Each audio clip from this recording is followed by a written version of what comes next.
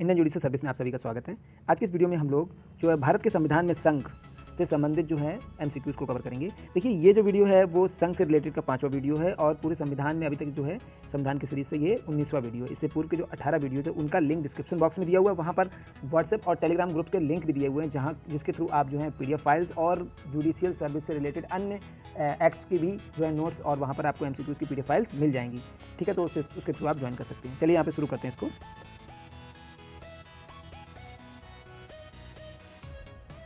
Question number 51, राष्ट्रपति अपनी क्षमादान शक्ति का प्रयोग निम्न में से किस प्रकार के दंड के मामले में कर सकता है। तो देखिए जो राष्ट्रपति की क्षमादान की शक्ति है वो अनुच्छेद 72 में दी गई है, यानी 72 में प्रोवाइड की गई है।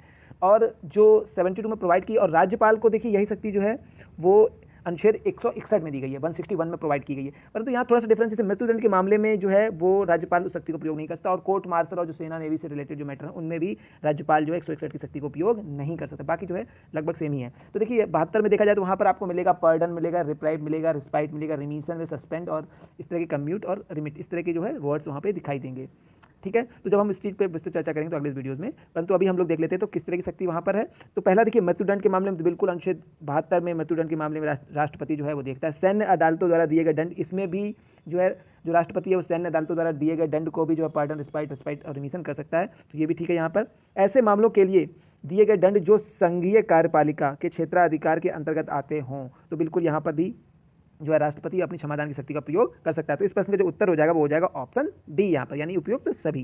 नेक्स्ट क्वेश्चन पे आते हैं, नंबर 52, निम्न में से कौन सा संवैधानिक विशेषाधिकार राष्ट्रपति का नहीं है।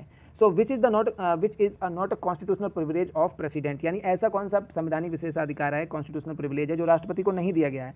तो पहला देखते हैं यहाँ पे, साधारण बिल को पुनर्विचार हेतु लौटाना। तो अभी हम लोगों ने पिछले वीडियोज में वीटो पावर्स में देखा था, तो साधारण बिल जो होती है उसके बारे में भी बताया गया। अगर आपने पिछला वीडियो नहीं देखा तो उसको जरूर देख लीजिए, उसमें सभी बिल्स के बारे में बताया गया है। तो साधारण बिल ऐसी बिल होती है जो कि किसी भी सांसद द्वारा पेश की जाती है, उसको पुनर्विचार हेतु यहाँ पे एब्सोल्यूट वीटो की पावर, यानी पुनर्विचार के लिए लौटा सकता है राष्ट्रपति, और कुछ भी कर सकता है, उसको खारिज भी कर सकता है, ये सब चीजें पावर रहती है। तो ये ऐसे विशेषाधिकार है वहां पर राष्ट्रपति के पास।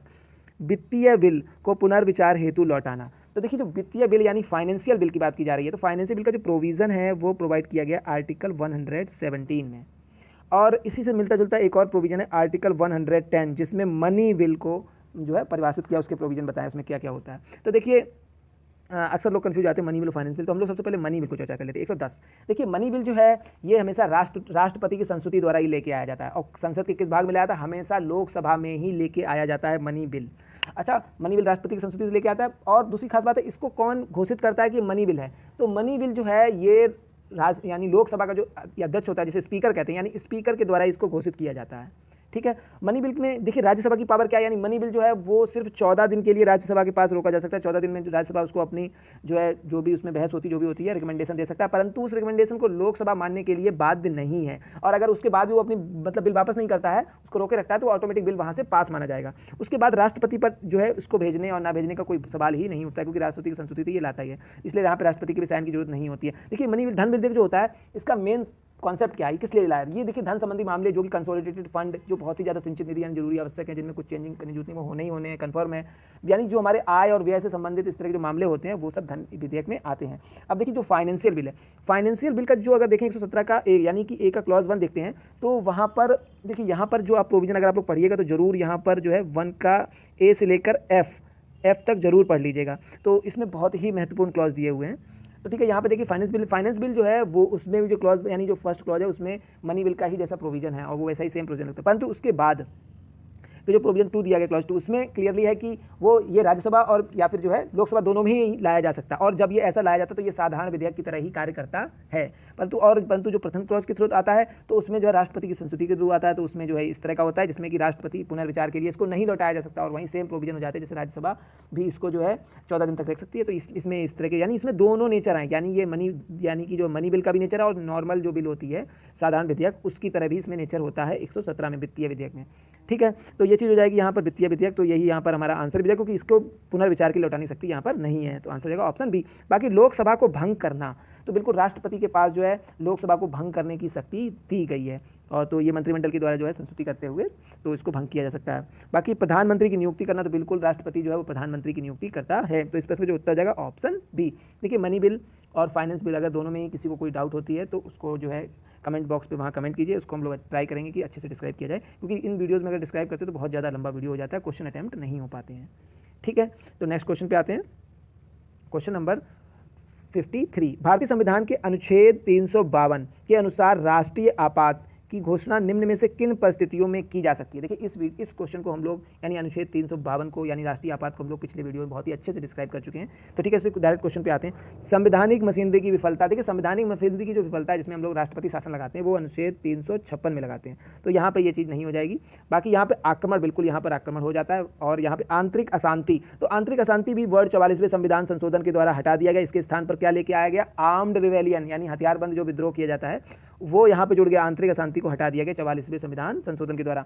तो ये भी गलत हो जाएगा यहाँ पर, और ये यानी कि ये भी यानी ये तो यहाँ मैच कर रहा है, मगर बाकी कंडीशन नहीं आ रही है, ये भी नहीं आ रही, ये भी नहीं आ रही। बाकी देखते हैं यहाँ पे युद्ध, बिल्कुल यहाँ पे वार सही है। बाह्य आक्रमण, बिल्कुल बाहर आक्रमण, बिल्कुल ये एकदम सुटेबल शब्द है जो कि आर्टिकल 352 में दिया हुआ है। बाकी सशस्त्र विद्रोह, बिल्कुल यहाँ पे आंतरिक जो अशांति है इस शब्द को रिमूव किया गया 44वें संविधान संशोधन के द्वारा और उसमें सशस्त्र विद्रोह को जोड़ा गया। तो ये तीनों ही यहाँ पर मिल जाते हैं, इन्हीं के आधार पर राष्ट्रपति जो है वो राष्ट्रीय आपात की घोषणा करते हैं। तो इस प्रश्न का जो उत्तर हो जाएगा वो हो जाएगा ऑप्शन डी यहाँ पे। ठीक है, नेक्स्ट क्वेश्चन पे आते हैं। क्वेश्चन नंबर 54, राष्ट्रीय आपात में लोकसभा की अवधि। So what are the basic effect on the duration and tenure of the Lok Sabha during the emergency period, यानी इमरजेंसी पीरियड के समय लोकसभा के टेन्योर यानी उसके कार्यकाल मतलब कार्यकाल में क्या प्रभाव पड़ता है। तो देखिए जो हम लोग इमरजेंसी जो प्रोविज़न है यानी नेशनल अगर इमरजेंसी की बात की जाए तो यहाँ पर जो नेशनल इमरजेंसी है जेंसी पीरियड है ये प्रोवाइडेड किया गया है 352 में।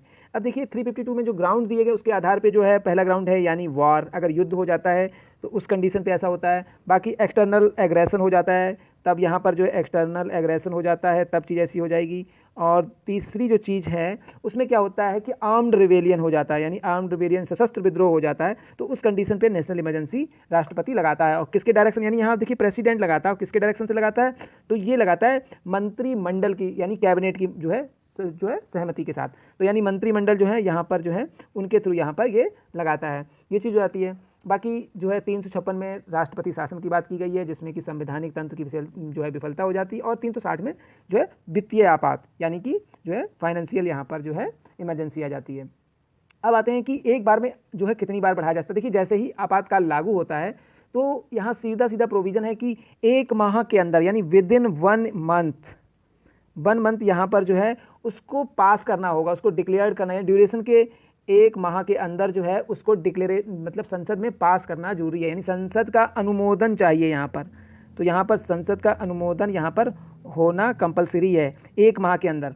और देखिए यहाँ पर ये नेशनल इमरजेंसी के प्रोविजन के लिए 1 माह है, परंतु अगर राष्ट्रपति शासन लगता है या जो है वित्तीय इमरजेंसी आती है तो उस कंडीशन पे ये टेन्योर टाइम जो है 2 माह का है। तो ये चीज़ यहाँ पे हो जाती है। बाकी देखिए अगर मान लीजिए इसी कंडीशन पे पार्लियामेंट में जो है लोकसभा नहीं है तो वहाँ पर जो राज्यसभा है उसकी कंसेंट से भी ऐसा हो सकता है, उसके अनुमोदन के द्वारा जो है।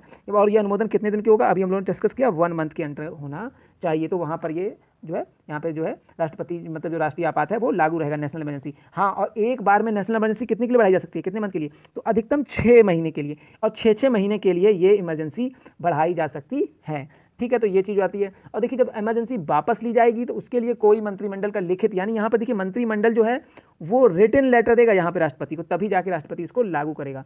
परंतु हटाने के लिए कोई लिखित जो है जरूरत नहीं है, ना ही संसद का अनुमोदन की जरूरत है। बस वापस का प्रस्ताव जो है वो लोकसभा में आता है, और वो कितने बहुमत से आता है, 1/10 यानी 1/10 के फॉर्म में यहाँ पर आता है। और वो किसको, यानी अध्यक्ष को प्रस्ताव देते हैं, जो राष्ट्र मतलब जो स्पीकर है लोकसभा उसको दिया जाता है। अगर सत्र यानी सेशन चल रहा है लोकसभा का, और यदि सेशन नहीं चल रहा है तो ऐसा जो है प्रस्ताव यानी ऑफर जो है वो प्रेसिडेंट को दे दिया जाता है कि जो है इसको वापस ले लिया जाए। कितने लोग देंगे, 1/10 मेंबर देंगे यहाँ पे।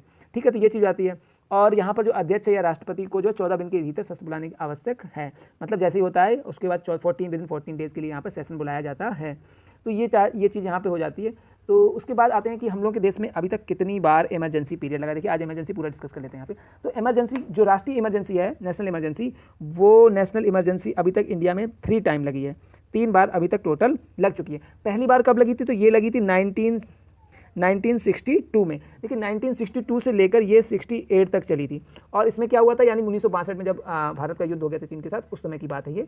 तो ये चीज़ आती है। उसके बाद जो है अगला 1971 में 1971 से लेकर 1975 तक चली थी। यहाँ पर भी देखिए जो है एक्सटर्नल जो है एग्रेशन हो जाता है यहाँ पर, यानी कि बाहर वाद्य आक्रमण ही इसका था। उस समय जो राष्ट्रपति थे वो बीवी गिरी थे और 1962 में डॉक्टर सर्वपल्ली राधाकृष्णन थे। बाकी जो तीसरा यानी अंतिम जो नेशनल इमरजेंसी लगाई गई थी, ये जो है आंतरिक यानी इंटरनल डिस्टर्बेंस, जिसको अब रिमूव कर दिया गया, वहाँ आर्म्ड रिवेलियन शब्द का प्रयोग किया गया, सशस्त्र विद्रोह का, पहले आंतरिक अशांति शब्द का प्रयोग था। और उस दौरान जो है राष्ट्रपति थे फारुकुद्दीन अली अहमद, और ये कब लगाई गई थी? 1975 में, यानी 1975 में लगाई गई। और ये कब तक चली थी? ये 1977 तक ये जो है नेशनल इमरजेंसी चली थी। तो ये चीज़ यहाँ पे हो जाती है। बाकी अब हम देखते हैं कि जो हमारा क्वेश्चन उससे संबंधित, अगर जैसे मान लीजिए कि उस समय जो है लोकसभा का जो है टेन्योर टाइम 5 ईयर का जो पीरियड है वो समाप्त हो जाता है, तो उसके लिए क्या प्रावधान है? देखिए, अगर पीरियड समाप्त होता है तो लोकसभा का जो पीरियड है वो अधिकतम एक बार में 1 साल के लिए लोकसभा या विधानसभा का कार्यकाल यहाँ पर बढ़ाया जा सकता है, यानी 1 ईयर के लिए जो है लोकसभा का कार्यकाल बढ़ाया जा सकता है।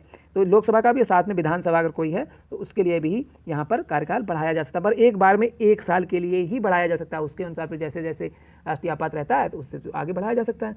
तो ये चीज़ यहाँ पर हो जाती है इस चीज़ के लिए, ठीक है। बाकी देखिए, राज्यसभा का कार्यकाल की बात करें तो राज्यसभा का कोई भी कार्यकाल नहीं होता है, क्योंकि राज्यसभा एक स्थायी सदन है। राज्यसभा एक स्थायी सदन है। हाँ, इसके मेंबरों का जो कार्यकाल होता है, इसके मेंबर जो होते हैं वो 6 वर्ष के लिए चुने जाते हैं, और 1/3 मेंबर जो हैं वो हर दूसरे वर्ष जो है हट जाते हैं। जैसे ही 1/3 हटते जाते हैं और नए नए आते जाते हैं, इसीलिए ये स्थायी सदन होता है और ये कभी भी भंग नहीं होता है।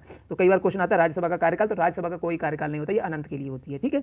तो ये चीज़ यहाँ पे हो जाती है। तो क्लियर है यहाँ पे कि जो लोकसभा है उसका कार्यकाल अधिकतम एक बार में 1 साल के लिए बढ़ाया जा सकता है, ठीक है। तो ये चीज़ हो जाती है नेशनल इमरजेंसी। बाकी अगर किसी को कोई भी इसमें डाउट हो तो वो कंसर्न कर सकता है और कमेंट बॉक्स में कमेंट जरूर कीजिए इसके लिए, ठीक है। अब आ जाते हैं क्वेश्चन पे। तो देखिए, राष्ट्रीय आपात में लोकसभा की अवधि नहीं बढ़ाई जा सकती, तो बिल्कुल गलत है, बढ़ाई जा सकती है। जब तक आपातकाल रहे तब तक के लिए बढ़ाई जाती है, बिल्कुल सही है। यहाँ पे जब तक आपातकाल रहे तब तक के लिए बढ़ाई जाती है। चलिए और ऑप्शन देख लेते हैं। तो यहाँ पर जो अगला सी ऑप्शन है वो है केवल 1 वर्ष के लिए बढ़ाई जा सकती है। तो 1 वर्ष के लिए बढ़ाई जाती है, पर यहाँ केवल नहीं हो सकता, क्योंकि अगर मान लीजिए आगे भी रहता है तो आगे फिर 1 वर्ष की, मतलब एक बार में 1 वर्ष के लिए बढ़ाई जा सकती है।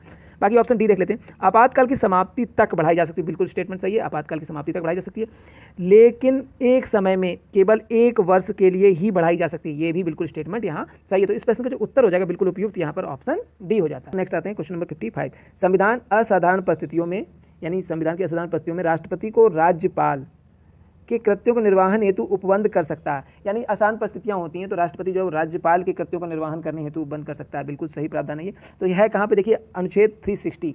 तो अनुच्छेद 360 यहाँ पर जो है क्लियरली क्या बताता है? ये क्लियर करता है कि यहाँ पर जो discharge of the function of a governor in certain contingencies, यानी कि जो है यहाँ पर राष्ट्रपति जो है वो गवर्नर के फंक्शंस को डिस्चार्ज करने की शक्ति यहाँ पर 360 में दी गई। तो बिल्कुल इस प्रश्न का जो उत्तर हो जाएगा ऑप्शन ए हो जाएगा। बाकी 362, तो 362 क्या कहता है? It is the extend of executive power of state, यानी यहाँ पर राज्य की शक्तियों के विस्तार की बात की गई है यहाँ पर 362 में। 365 जो है ये बहुत ही महत्वपूर्ण जो है आर्टिकल है।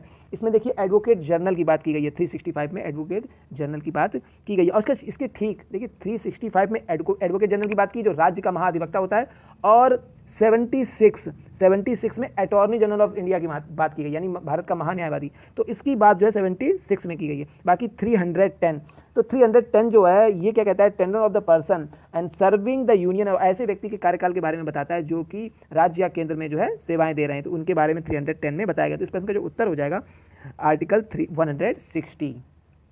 नेक्स्ट क्वेश्चन पे आते हैं, क्वेश्चन नंबर 56। कौन सा कथन असत्य है? तो देखते हैं यहाँ पे, राष्ट्रपति पद के लिए प्रत्याशी की आयु कम से कम 35 वर्ष होनी चाहिए। तो बिल्कुल हम लोग इस पर डिस्कस कर चुके हैं, यानी जो राष्ट्रपति के चुनाव के लिए जो आयु होनी चाहिए वो 35 वर्ष होनी चाहिए। उपराष्ट्रपति राज्यसभा का सभापति होता है, बिल्कुल यहाँ पर उपराष्ट्रपति राज्यसभा का पदेन सभापति होता है। तो ये भी एकदम स्टेटमेंट सही है। जैसे ही उपराष्ट्रपति बनता है ऑटोमेटिक वो राज्यसभा का जो है सभापति बन जाता है। उपराष्ट्रपति का चुनाव भारत का राष्ट्रपति करता, बिल्कुल गलत है यहाँ पे। उपराष्ट्रपति का जो चुनाव होता है वो राज्यसभा और लोकसभा के सदस्यों द्वारा किया जाता है। तो ये हो जाएगा यहाँ पे, ये स्टेटमेंट यहाँ गलत है। बाकी देखते हैं, भारत के प्रथम राष्ट्रपति डॉक्टर राजेंद्र प्रसाद, तो ये भी स्टेटमेंट सही है। तो इस प्रश्न का जो उत्तर हो जाएगा ऑप्शन सी, उपराष्ट्रपति का चुनाव लोकसभा और राज्यसभा के सदस्यों द्वारा किया जाता है, ना कि भारत के राष्ट्रपति द्वारा। नेक्स्ट क्वेश्चन पे आते हैं, क्वेश्चन नंबर 57। राष्ट्रपति लोकसभा को कब भंग कर सकते हैं? तो देखते हैं यहाँ पे, भारत के प्रधान न्यायाधीश की अनुशंसा पर, बिल्कुल गलत है यहाँ पे। राष्ट्रपति लोकसभा को प्रधान, यानी देखिए आर्टिकल 50 क्या कहता है? जुडिशरी सेपरेटेड फ्रॉम एग्जीक्यूटिव, तो एग्जीक्यूटिव को यहाँ से अलग कर दिया गया है, तो यहाँ पर इसी तरह से लेजिस्लेचर एक अलग संस्था है, एग्जीक्यूटिव एक अलग संस्था है और जुडिशरी एक अलग संस्था है, तो ये दूसरे पे आपस में इनका इंटरसेक्शन इस तरह से नहीं है, तो ये चीज़ नहीं होगी यहाँ पर। बाकी लोकसभा की अनुशंसा पर, तो ये भी देखिए यहाँ पर लोकसभा को भंग करना है, लोकसभा की अनुशंसा पे तो ऐसा होने की कोई संभावना ही नहीं है, लोकसभा अपने आप को खुद भंग करने के लिए कैसे कहेगी। अगला है केंद्रीय मंत्रिमंडल की अनुशंसा पर, बिल्कुल यहाँ पर सही है, यानी केंद्रीय मंत्रिमंडल की अनुशंसा पर राष्ट्रपति जो है वो लोकसभा को भंग कर सकता है। बाकी राज्यसभा की अनुशंसा, तो राज्यसभा की अनुशंसा यहाँ पर नहीं लागू होती, तो बिल्कुल आंसर हो जाएगा ऑप्शन सी यहाँ पे। नेक्स्ट क्वेश्चन पे आते हैं, क्वेश्चन नंबर 58।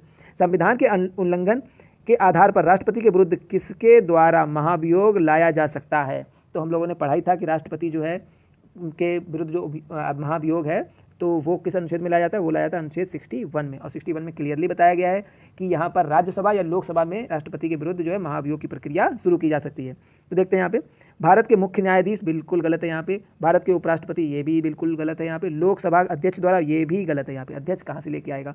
बाकी संसद के दोनों सदनों द्वारा, बिल्कुल यही स्टेटमेंट यहाँ पर सही है, और यहाँ पर जो विधेयक पास होने के लिए कुल सदस्यों में 2/3 बहुमत चाहिए होता है पास होने के लिए, जो कि बहुत ही एक कठिन संभावना है। तो ठीक है, आंसर हो जाएगा option D. Question number 59, Bharat के राष्ट्रपति को कार्य अवधि की समाप्ति से पूर्व ही पद से हटाया जा सकता है। अभी हम लोगों ने चर्चा की किसके द्वारा हटाया जाता है, महाभियोग के द्वारा हटाया जाता है, आंसर हो जाएगा ऑप्शन सी। नेक्स्ट क्वेश्चन पे आते हैं, क्वेश्चन नंबर 60। राष्ट्रपति पद्धति में समस्त कार्यपालिका की शक्तियां निहित होती हैं। देखिए बिल्कुल सही है यहाँ पे, यानी जो राष्ट्रपति पद्धति होती है जैसे कि अमेरिका में है, तो वहाँ पर समस्त कार्यपालिका शक्ति जो है वो राष्ट्रपति में निहित होती है। भारत में राष्ट्रपति पद्धति नहीं है, भारत में संसदीय पद्धति है, तो संसदीय पद्धति में समस्त का जो शक्तियाँ होती है वो मंत्रिमंडल में होती हैं, यानी जो मंत्रिपरिषद मंत्रिमंडल है उन्हीं में शक्तियाँ होती है। उनका अध्यक्ष कौन होता है, जो प्रधानमंत्री होता है, उसी में अंदर वास्तविक शक्तियाँ होती हैं, परंतु ये लोग किसके नाम से कार्य करते हैं, ये राष्ट्रपति के नाम से कार्य करते हैं। ठीक है, देखिए मंत्री परिषद एक विस्तृत क्षेत्र है और उसमें जो मंत्रिमंडल है उसमें कैबिनेट के मंत्री आते हैं, इसलिए वो मंत्रिमंडल, जब आप जो है 352 देखेंगे तो वहाँ मंत्रिमंडल का प्रयोग किया गया है। ठीक है, तो ये चीज़ आती है, तो राष्ट्रपति में होती है, कैबिनेट में होती है, व्यवस्थापिका में होती है, उच्च सदन, तो बिल्कुल यहाँ पे आंसर हो जाएगा ऑप्शन ए, यानी जो राष्ट्रपति पद्धति है उसमें कार्यपालिका की शक्तियाँ जो है राष्ट्रपति में निहित होती हैं। नेक्स्ट क्वेश्चन पे आते हैं, क्वेश्चन नंबर 61। भारतीय संविधान के निम्नलिखित में से किस संशोधन के द्वारा राष्ट्रपति को कोई भी मामला मंत्रिपरिषद द्वारा पुनर्विचार किए जाने के लिए वापस भेजने का अधिकार दिया गया। बिल्कुल बहुत ही अच्छा क्वेश्चन है ये। तो देखिए ये 30वें संविधान, 40वें संविधान, 42वें संविधान और लास्ट ऑप्शन है यहाँ पर 44वें संविधान। तो बिल्कुल ये 44वें संविधान के द्वारा जो है राष्ट्रपति को पुनर्विचार के लिए जो है बिल लौटाने की शक्ति यहाँ पर दी गई है, तो यहाँ आंसर हो जाएगा ऑप्शन डी। अच्छा, ये प्रावधान है कहाँ पे, तो ये दिया गया अनुच्छेद 111 में। अनुच्छेद 111 में देखेंगे तो वहाँ लिखा हुआ असेंट इज ऑन बिल। तो असेंट ऑन बिल जो प्रेसिडेंट देता है तो आइदर या तो वो असेंट दे देता है या उसको क्या करता है, विदहोल्ड कर लेता है, अपने पास रोक लेता है, ठीक है, या उसको वापस कर देता है कि आप जाइए इसको जो है पुनर्विचार के लिए। तो ये चीज़ें यहाँ पर हो जाती हैं। तो ठीक है, आंसर हो जाएगा ऑप्शन डी, 44th अमेंडमेंट। और उसके बाद अगर दोबारा से वो पास होकर प्रेसिडेंट के पास आता है तो उस समय प्रेसिडेंट बाध्य हो जाएगा उस बिल पर साइन करने के लिए। ये भी चीज़ें यहाँ पे। क्वेश्चन नंबर 62, भारतीय संविधान के किस अनुच्छेद के अंतर्गत राष्ट्रपति के दोनों सदनों द्वारा पारित बिल पर अपनी स्वीकृति रोक सकते हैं। तो बिल्कुल अभी हम लोगों ने इस पर बात की थी, तो अपनी स्वीकृति वो किस अनुच्छेद के तहत रोक सकते हैं, तो बिल्कुल यहाँ पर अनुच्छेद 111 के तहत जो है अपनी स्वीकृति को वो रोक सकते हैं। बाकी आर्टिकल 63 के इस बात के लिए कहता है, तो आर्टिकल 63 जो है वो clearly president of vice president of India की बात करता है, there shall be a vice president, यानी भारत में एक उपराष्ट्रपति होगा, उसकी बात की गई है आर्टिकल 63 में। और आर्टिकल 108 तो बहुत ही महत्वपूर्ण है, ज्वाइंट सिटिंग की बात करता है, संयुक्त अधिवेशन की बात करता है, जिसकी उद्घोषणा कौन करता है, राष्ट्रपति करता है। अध्यक्षता कौन करता है, लोकसभा का स्पीकर करता है। ये क्वेश्चन अक्सर पूछे जाते हैं। इसका उद्देश्य क्या होता है, इसका उद्देश्य होता है कि एक जो है बिल पेश किया गया, वो एक सदन द्वारा पास हो गया, दूसरा सदन पास नहीं कर रहा है, उसमें अमेंडमेंट किया गया, दूसरा सदन उस अमेंडमेंट में जो है उसको जो है विरोधाभास हो रहा है और वो उसको रिकमेंडेशन नहीं दे रहा है। तीसरा ये है कि बिल पड़ा हुआ है 6 महीने से और दूसरा जो सदन है वो उस पर कोई ध्यान नहीं दे रहा है, बिल बेकार हो रहा है। तो इस तरह के बिल को पास करने के लिए जो है संयुक्त अधिवेशन लेके, यानी संयुक्त सिटिंग लेके आई जाती है, जिससे कि वो बिल पास हो सके। और जो है क्योंकि जब आप राज्यसभा लोकसभा को जोड़ देंगे तो मेजोरिटी क्लियरली लोकसभा की हो जाएगी, तो बिल आसानी से पास हो जाएगा। तो ये चीज़ हो जाती है यहाँ पे, तो ये भी यहाँ नहीं होगा। बाकी 109 जो दिया हुआ है, देखिए 109 में क्या है, क्लियरली 109 जो है वो स्पेशल जो problems in the respect of money bill, यानी जो मनी बिल के संबंधित में कोई प्रॉब्लम्स हैं उनके तो जो प्रोसीजर दिया, नॉट प्रॉब्लम, यानी स्पेशल प्रोसीजर जो दिया गया है मनी बिल के संबंध में, तो वो बात यहाँ पर 109 में दी गई है। तो इस प्रश्न का जो उत्तर हो जाएगा वो हो जाएगा ऑप्शन डी। नेक्स्ट क्वेश्चन पे आते हैं, क्वेश्चन नंबर 63, भारत के राष्ट्रपति को उसके पद से हटाया जा सकता है। तो बिल्कुल अभी हम लोगों ने इस पर चर्चा कर चुके हैं। तो भारत के राष्ट्रपति को उसके पद से किसके द्वारा हटाया जाता है, संसद के द्वारा हटाया जा सकता है। और ये जो इसकी स्थिति जो है राज्यसभा या लोकसभा किसी में हो सकती है और 2/3 बहुमत जो है इसके इनको पास करने यानी इम्पीचमेंट महाभियोग की जो प्रक्रिया उसके लिए चाहिए होता है। तो ठीक है, ये चीज़ यहाँ पर संसद द्वारा हटाया जा सकता है। नेक्स्ट क्वेश्चन पे आते हैं, क्वेश्चन नंबर 64। भारत का कार्यपालिका एग्जीक्यूटिव हेड यानी अध्यक्ष कौन होता है? तो बिल्कुल यहाँ पे जो भारत का कार्यपालिका जो अध्यक्ष होता है, तो एग्जीक्यूटिव पावर जो ऑफ यूनियन जो है वो किसमें बास्ट की गई है? अगर आप देखेंगे तो आर्टिकल 53 देखते हैं तो क्लियरली वो राष्ट्रपति में निहित है। तो यानी एग्जीक्यूटिव हेड जो होता है वो होता है प्रेसिडेंट। ऑप्शन ए यहाँ पर सही हो जाता है। नेक्स्ट क्वेश्चन पे आते हैं, क्वेश्चन नंबर 65। क्वेश्चन नंबर 65, राष्ट्रपति पर महाभियोग का आरोप संसद के किस सदन द्वारा लगाया जा सकता है? तो बिल्कुल अभी हम लोगों ने कहा राष्ट्रपति की बात की गई है यहाँ पर, तो राष्ट्र और देखिए उपराष्ट्रपति का एक अलग प्रोविजन, वो राज्यसभा से ही शुरू होता है, परंतु राष्ट्रपति का जो है वो किसी भी सदन से शुरू हो जाता है। तो यहाँ पर महाभियोग का जो आरोप है वो किस सदन से लगाया? तो वो लोकसभा, राज्यसभा, संसद के किसी भी सदन द्वारा लगाया जा सकता है, उपयुक्त में से किसी के द्वारा नहीं। तो बिल्कुल यहाँ पर आंसर हो जाएगा ऑप्शन सी, संसद के किसी भी सदन के द्वारा लगाया जा सकता है। और ये प्रोविजन कहाँ दिया है? आर्टिकल 61 में। आर्टिकल याद कर लीजिए, महाभियोग यानी इम्पीचमेंट का जो प्रोसेस है वो 61 में दिया हुआ है। नेक्स्ट क्वेश्चन पे आते हैं, भारतीय संविधान का कौन सा अनुच्छेद राष्ट्रपति के पद के लिए पुनर्निर्वाचन की योग्यताएं निर्धारित करता है? तो देखिए यहाँ पर री इलेक्शन की जो प्रोविज़न है वो कौन सा आर्टिकल बताता है? तो वो आर्टिकल बताता है आर्टिकल 57। आर्टिकल 57 में यहाँ पर जो है री इलेक्शन का प्रोविज़न दिया हुआ है राष्ट्रपति के। परंतु यहाँ देखिए क्लियरली ये नहीं कहा गया कि राष्ट्रपति कितनी बार नियुक्त किए जा सकते हैं, मतलब कितनी बार चुने जा सकते हैं, एक ही व्यक्ति कितनी बार चुना जा सकता है, ये बात नहीं की। परंतु ये परंपरा बन गई है कि एक व्यक्ति मतलब अधिकतम 2 बार जो है राष्ट्रपति बन सकता है, यही परंपरा चली आ रही है। और परंतु वहाँ पर ये नहीं कहा गया कि 2 ही बार बनेगा, 3 बार 4 बार कितनी बार, मगर ये परंपरा हो गई है कि अधिकतम 2 बार। इसलिए आंसर हो जाएगा इस प्रश्न का ऑप्शन डी। बाकी 52, तो 52 क्लियरली कहता है there shall be a president of India, Bharat का एक प्रधानमंत्री राष्ट्रपति होगा, तो बिल्कुल 52 में ये बताया गया। 54 क्या कहता है कि इलेक्शन की बात करता है कि इलेक्शन ऑफ प्रेसिडेंट किस तरीके से होगा, और 55 उसके जस्ट अगला है, तो किस प्रक्रिया के द्वारा होगा? तो एकल संक्रमणीय प्रक्रिया यानी सिंगल ट्रांसफरेबल वोट सिस्टम के द्वारा होगा। और ये प्रक्रिया दी किसने थी? तो हमने पिछले वीडियो में भी कहा थॉमस हेयर के द्वारा ये फॉर्मूला तैयार किया गया था।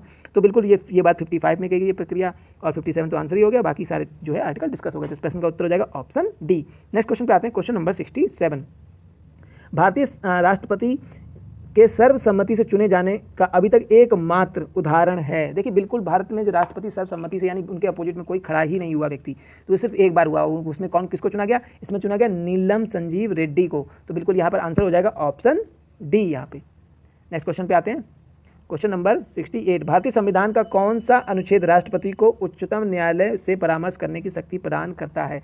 बहुत ही अच्छा क्वेश्चन है, कई बार एग्जामों में आया हुआ है। तो बिल्कुल यहाँ पे याद रखिए 143 यानी कि 143 के तहत राष्ट्रपति जो है वो उच्चतम न्यायालय से परामर्श करने की शक्ति रखता है। परंतु यहाँ पर एक बहुत ही महत्वपूर्ण बात यह है कि यहाँ पर जो सुप्रीम कोर्ट है वो बाउंड नहीं है कि वो जब भी राष्ट्रपति उनसे सलाह मांगे और वो सलाह दें। जैसे कि अयोध्या के मामले में हुआ था, अयोध्या में जो बाबरी मस्जिद गिराएगी, तो उसमें मामले में क्या निर्णय लिया जाए, तो उससे राष्ट्रपति ने सुप्रीम कोर्ट से सलाह मांगी थी और सलाह देने से राष्ट्रपति ने मतलब सुप्रीम कोर्ट ने राष्ट्रपति को मना कर दिया था। तो ये चीज़ आती है। उसी प्रकार जो सुप्रीम कोर्ट सलाह देता है, अगर वो सलाह देता है तो उस सलाह को मानने के लिए भी प्रेसिडेंट बाध्य नहीं है। तो ये चीज़ भी यहाँ हो जाती है, और ये कहाँ पे है? आर्टिकल 143 में। तो इस प्रश्न का जो उत्तर हो जाएगा ऑप्शन सी। बाकी 129 देखिए बहुत ही महत्वपूर्ण आर्टिकल है, supreme court is a court of record, यानी यहाँ पर supreme court is a court of record की बात की है। यानी इसके द्वारा जो भी मतलब जो निर्णय सुनाए जाएंगे वो कोर्ट ऑफ रिकॉर्ड होंगे, और भारत में जितने भी न्यायालय सभी उसको जो है अनुसरण करेंगे। साथ ही इसमें कंटेम्प्ट ऑफ कोर्ट की, देखिए कंटेम्प्ट ऑफ कोर्ट का मामला इसमें काफ़ी हाईलाइट चल रहा है, तो कंटेम्प्ट ऑफ कोर्ट की भी पावर दी गई है, यानी supreme court can contempt itself है, तो अपने निर्णय के लिए वो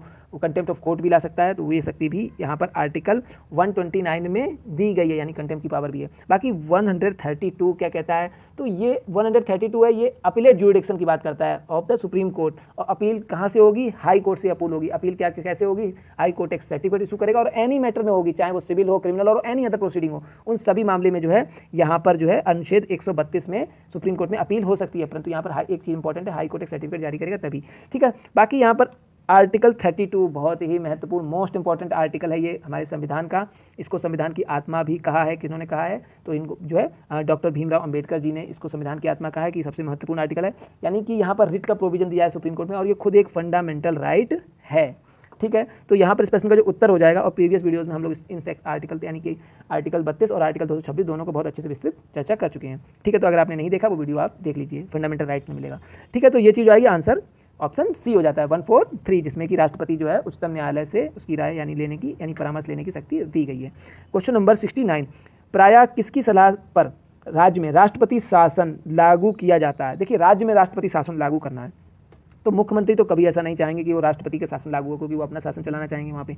लेजिस्लेटिव असेंबली भी नहीं चाहे, क्योंकि मुख्यमंत्री जो है वो इसी असेंबली से चुन के आते हैं, तो या असेंबली से या काउंसिल से, परंतु मेजोरिटी यहाँ जरूरी होनी चाहिए, अदरवाइज मुख्यमंत्री बनेंगे ही नहीं, सरकार नहीं आएगी, तो ये भी यहाँ नहीं चाहेंगे। बाकी उच्च न्यायालय के मुख्य न्यायाधीश, तो जुडिशरी यहाँ हमेशा अलग रहती है यहाँ पर एग्जीक्यूटिव से, तो ये भी चीज़ नहीं होगी। बाकी यहाँ पे गवर्नर, तो बिल्कुल यहाँ पर गवर्नर को लगता है कि यहाँ पर जो है संवैधानिक जो है सब संवैधानिक प्रोविजन जो है उनकी विफलता हो रही है, तो ऐसी कंडीशन में वो रिकमेंडेशन करेगा राष्ट्रपति को कि वो राष्ट्रपति शासन लागू कर दें। तो बिल्कुल आंसर हो जाएगा ऑप्शन सी इस प्रश्न का। नेक्स्ट क्वेश्चन पे आते हैं, क्वेश्चन नंबर 70। जब कोई विधेयक संसद के दोनों सदनों द्वारा पारित कर दिया गया है तो निम्न में से किसको उस विधेयक पर अनुमति रोकने का अधिकार, देखिए यहाँ संसद के दोनों, इस पर हम लोग पहले ही चर्चा कर चुके, उस विधेयक को रोकने की शक्ति किसके पास है, तो बिल्कुल उस विधेयक को रोकने की शक्ति है राष्ट्रपति के पास, ना कि प्रधानमंत्री, लोकसभा अध्यक्ष और राज्यसभा अध्यक्ष। यहाँ राष्ट्रपति के पास उस बिल को रोकने की शक्ति है। जैसे एग्जांपल लीजिए जेबी पॉकेट वीटो, इसमें क्या होगा कि अगर वो पॉकेट वीटो यूज करते हैं तो उस बिल को वो अपने पास रख लेते हैं, वो ये नहीं कह रहे कि हम इस बिल को मना कर दे रहे, रिटर्न नहीं कर रहे हैं, वो उसको अपने पास रख लेते हैं, परंतु वहाँ ड्यूरेशन फिक्स नहीं किया गया है। जब ड्यूरेशन फिक्स नहीं किया गया है तो उस कंडीशन में क्या होगा कि वो जो बिल है वो रखा रहेगा अनंत काल के लिए। जैसे पोस्ट ऑफिस का मामला था, उस बिल को जो है रख लिया, आज तक वापस मतलब जो है नहीं हो पाया वो पास, तो इस तरह से यहाँ पर राष्ट्रपति को वो शक्ति दी गई है। बाकी ऐसे वीटो के बारे में हम लोग पिछले वीडियो में चर्चा कर चुके हैं, अगर आपने वीडियो से संबंधित देखना प्रोविजन तो पिछले वीडियो को जरूर देख लीजिए, और वीडियो पसंद आए तो वीडियो को लाइक जरूर कर दीजिए। इसी के साथ वीडियो को समाप्त करते हैं और नेक्स्ट वीडियो में हम अगले 20 प्रश्नों पर चर्चा करेंगे। Thank you for watching Indian judicial service.